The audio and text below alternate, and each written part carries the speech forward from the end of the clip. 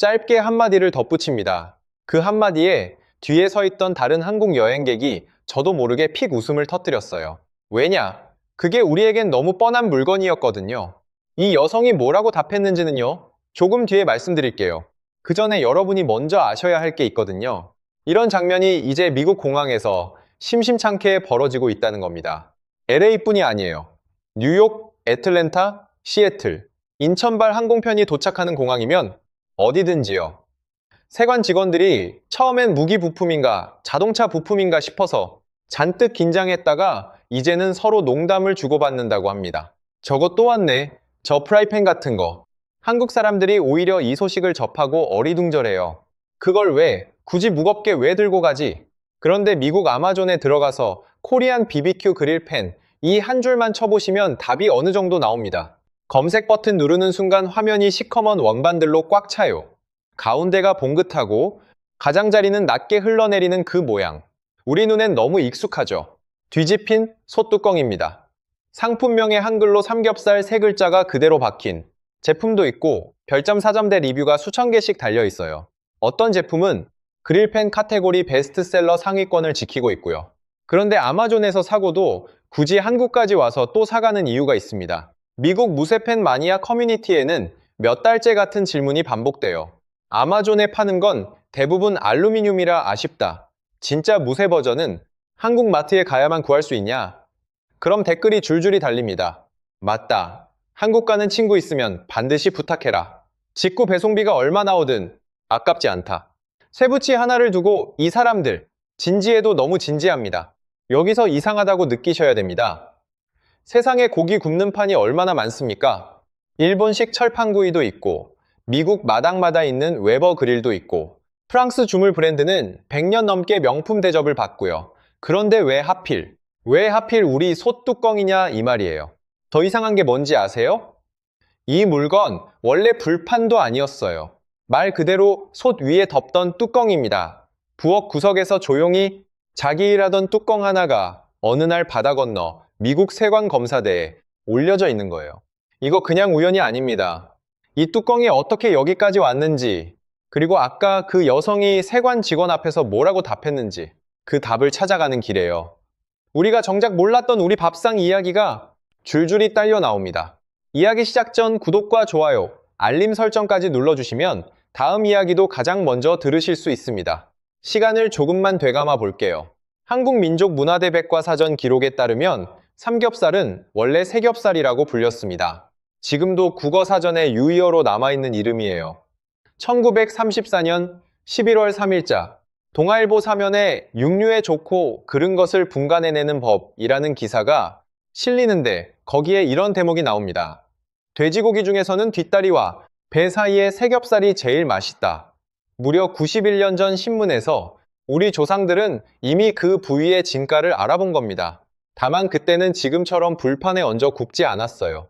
삶아서 편육으로 썰거나 찜이나 조림에 넣었죠. 우리가 아는 그 삼겹살, 그러니까 불판 앞에 온 가족이 둘러앉아 젓가락 부딪히며 굽는 그 형태는 훨씬 나중 얘기입니다. 1970년대 후반부터 삼겹살 전문점이 하나둘 문을 열고 1980년대 들어 휴대용 부탄가스 버너, 이른바 브루스타가 집집마다 퍼지면서 삼겹살은 식당 밖으로 뛰쳐나옵니다. 방 안에서도, 마당에서도, 강변에서도 불판을 펼 수 있게 된 거죠. 그리고 1997년 겨울, 나라가 통째로 흔들립니다. IMF 외환위기. 환율은 달러당 800원에서 1,900원을 넘어섰고 금리는 30%를 웃돌았어요. 회사에서 쫓겨난 아버지들이 넥타이 풀고 소주 한 병 값에 배 채울 곳을 찾아 헤매던 시절. 그 시절 노포 골목마다 자리를 지킨 게 삼겹살이었습니다. 주머니가 얇아진 사람들이 서로 잔 부딪히던 자리.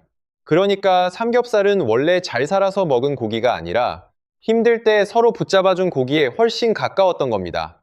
솥뚜껑이 불판이 된 것도 이 언저리예요.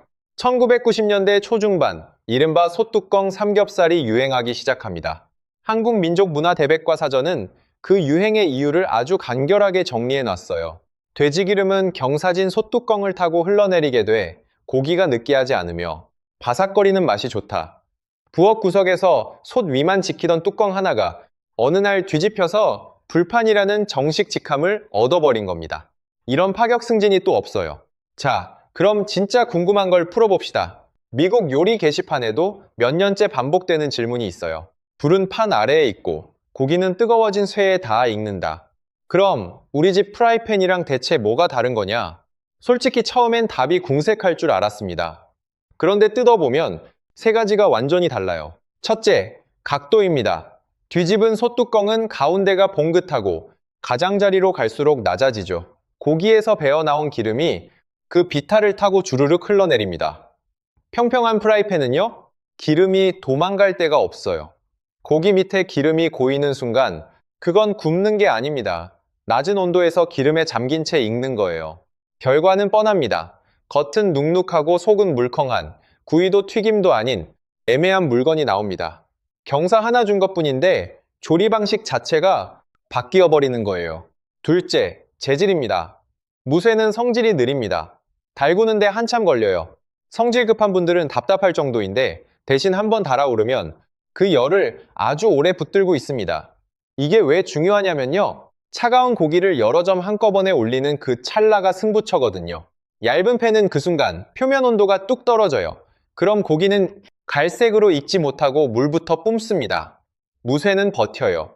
표면 온도를 지켜내니까 겉면의 그 고소한 갈색 껍질, 요리 쪽에서 메일라드 반응이라고 부르는 그 향과 색이 확 살아납니다. 겉은 바삭하고 속은 촉촉하다는 그 흔한 표현. 사실은 열을 붙드는 쇠의 성질이 만들어낸 결과였던 겁니다. 셋째가 가장 재미있어요. 흘러내린 그 기름, 그냥 버려집니까? 아니죠. 우리는 그 뜨거운 기름 웅덩이에 김치를 눕히고 마늘 몇 알을 굴리고 양파 두어 조각을 밀어 넣습니다. 돼지 기름을 흠뻑 머금고 익어가는 김치와 양파. 이건 반찬이 아니라 거의 별개의 요리예요. 실제로 외국 리뷰어들이 한국식 고깃집 후기에서 유독 길게 감탄하는 대목이 바로 이 부분입니다. 불판 하나가 세 가지 일을 동시에 해요. 굽고 기름 빼고 곁들이까지. 멀티태스킹의 끝판왕이 부엌 뚜껑 하나에서 시작된 겁니다. 여기에 하나 더 얹을 게 있어요. 우리 손에 들린 그 도구, 가위입니다. 가위입니다. 가위입니다. 가위입니다.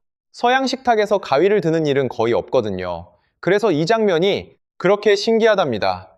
왜 칼이 아니고 가위지? 이유는 지극히 실용적입니다.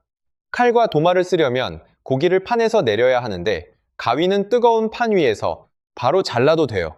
온도를 안 잃고 여러 사람이 동시에 집어갈 수 있게 딱 한 입 크기로 맞춰서 빠르고 실용적인 걸 사랑하는 한국 사람의 성정이 도구 하나에 그대로 압축돼 있는 셈이에요. 여기까지가 불판 이야기였습니다.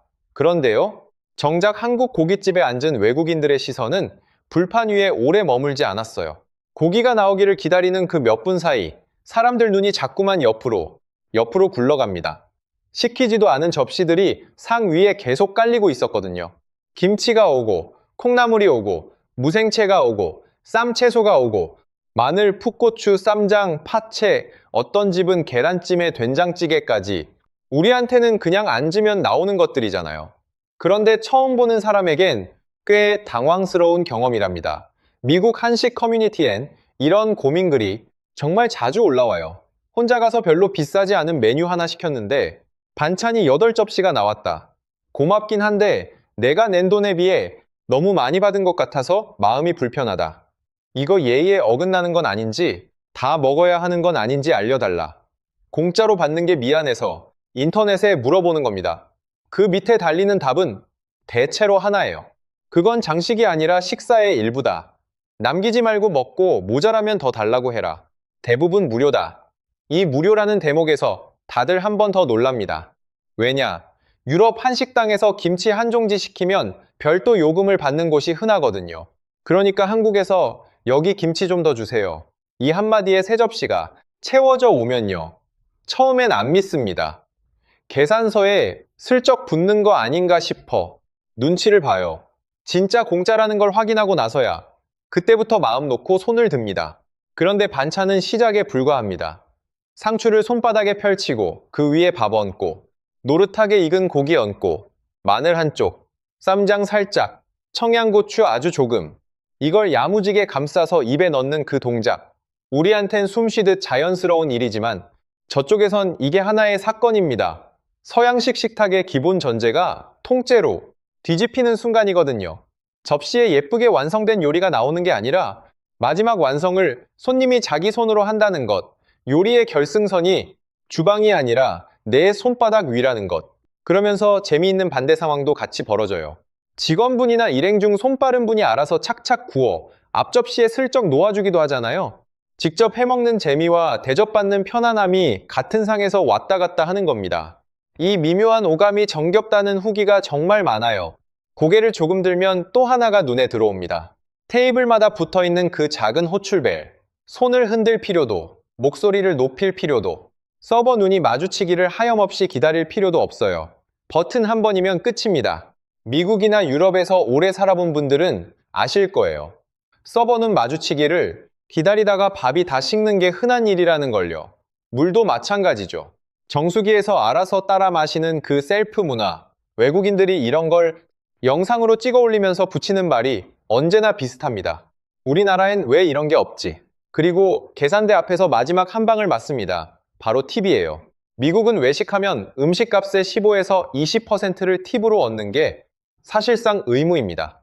요즘은 결제 단말기 화면에 기본 25%가 찍히는 경우도 있어서 현지에서도 팁플레이션이라는 말이 나올 정도예요. 메뉴판 가격은 그냥 출발선이고 세금의 팁에 이것저것 붙어서 최종 금액이 훌쩍 뜁니다.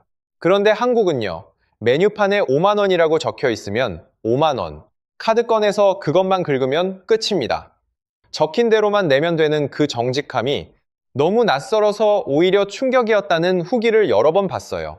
우리한테는 너무 당연해서 자랑거리라고 생각조차 안 해본 것들이 말이죠. 여기까지 오면 이 사람들 머릿속에 물음표가 하나 뜹니다. 반찬을 공짜로 그득 주고 달라는 대로 채워주고 팁도 안 받는다. 그럼 이 식당은 대체 뭘로 먹고 사는 거지? 이 질문, 잠시 뒤에 답을 드릴게요. 그 전에 이 사람들을 완전히 무너뜨린 마지막 장면이 하나 남았거든요. 고기를 다 먹었습니다. 소주도 한 잔씩 돌았고 이제 일어날 시간이 됐죠. 바로 그때 우리 고깃집에서 벌어지는 일, 볶음밥입니다. 기름과 양념이 눌어붙은 그 불판 위에 찬밥 한 공기 붓고 김치 송송 썰어 넣고 김가루 뿌리고 마지막에 참기름 한 바퀴 돌려서 쓱쓱 볶는 그 마무리. 이걸 눈앞에서 처음 본 외국인들 반응이 진짜 대단해요. 한국 여행 커뮤니티엔 이런 글이 실제로 올라옵니다. 고기 다 먹고 남은 걸로 볶음밥 볶아주는 고깃집 어디예요? 서울에서 여러 번 먹었는데 아직도 그 맛이 생각난다. 밥 한 그릇 볶아 먹겠다고 도시 이름까지 대며 찾는 겁니다. 왜 그렇게 인상적이었을까요?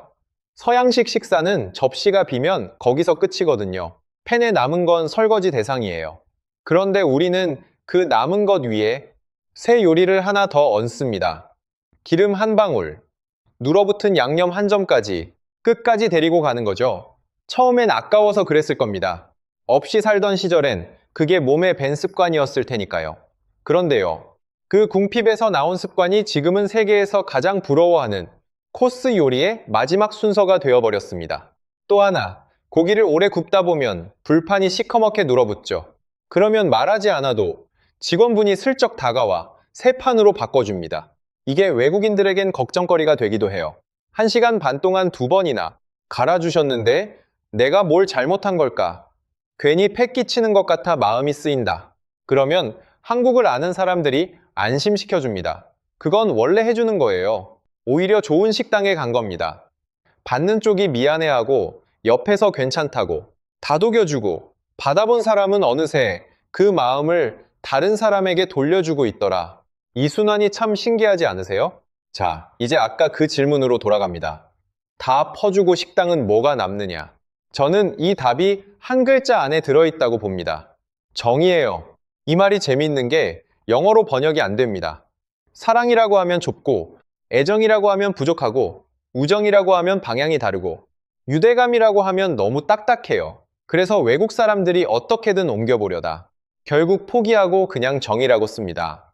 설명은 대개 이렇게 붙여요. 오래 곁에 있으면서 서서히 쌓이는 따뜻함, 그리고 나누고 싶은 마음. 이 마음의 정체를 알고 싶으면요. 옛날 우리 할머니, 어머니를 떠올려 보면 됩니다. 손님이 오면 밥 먹고 가라는 말을 몇 번 하셨습니까? 괜찮다고 손사래를 쳐도 한술만 뜨고 가라, 이거라도 싸가라, 자꾸자꾸 권하셨죠. 우리 정서에서 한 번 권하는 건 오히려 성에 없는 겁니다. 두 번, 세 번 권해야 진심으로 쳐줘요. 반찬 내주고 비면 또 채워주는 그 손길의 뿌리가 여기 있습니다. 계산기로는 도저히 설명이 안 되는 계산법이죠. 그런데 이 정이라는 게요, 살림이 넉넉해져서 생긴 여유가 절대 아닙니다. 오히려 없던 시절에 훨씬 진했어요. 옛날 시골집에 번듯한 불판이 어디 있었습니까? 그런데 부엌엔 무쇠 가마솥이 있었죠. 그 무거운 뚜껑을 뒤집으니 기름 빠지는 경사가 나오고 두꺼운 무쇠가 열을 붙잡아 주더라. 이겁니다. 돈 한 푼 들이지 않고 완벽한 불판이 생긴 거예요.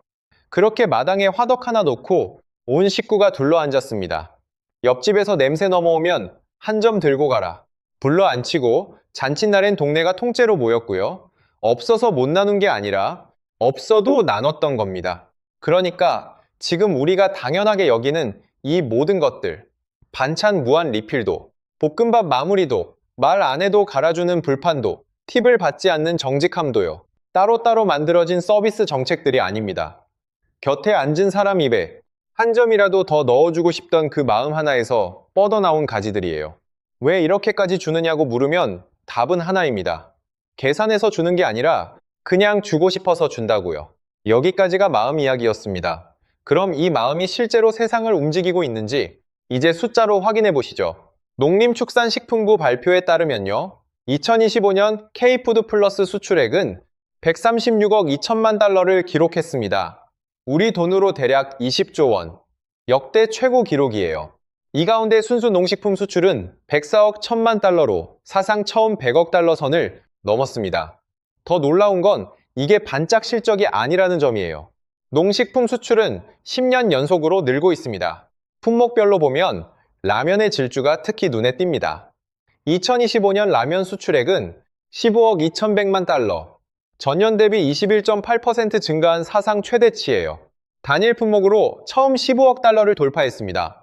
몇 년 전만 해도 매운맛 도전 영상 소재였던 불닭볶음면 같은 제품들이 이젠 미국 슈퍼마켓 진열대의 붙박이가 됐어요. 정부는 2026년 K푸드 플러스 수출 목표를 160억 달러로 잡아놨습니다. 미국 현지 상황은 더 흥미로워요. 시장 조사기관 석하나 자료를 인용한 국내 보도에 따르면 최근 미국 내 한식당 수는 1년 사이 10%가량 늘었습니다. 김치는 미국 유통량이 전년 대비 약 80% 성장했고 한식 소스류도 20에서 80% 뛰었어요. 발효식품 카테고리에서 가장 빠른 성장세를 보인 게 김치라는 얘기입니다. 냄새 밴다고 눈치 보던 그 김치가요, 농식품부와 AT가 함께 낸 자료도 상징적입니다. 2020년 528개였던 미국 내 한국 외식 프랜차이즈 매장 수가 2024년 1106개로 4년 만에 109.5% 늘었어요. 2배 이상이죠.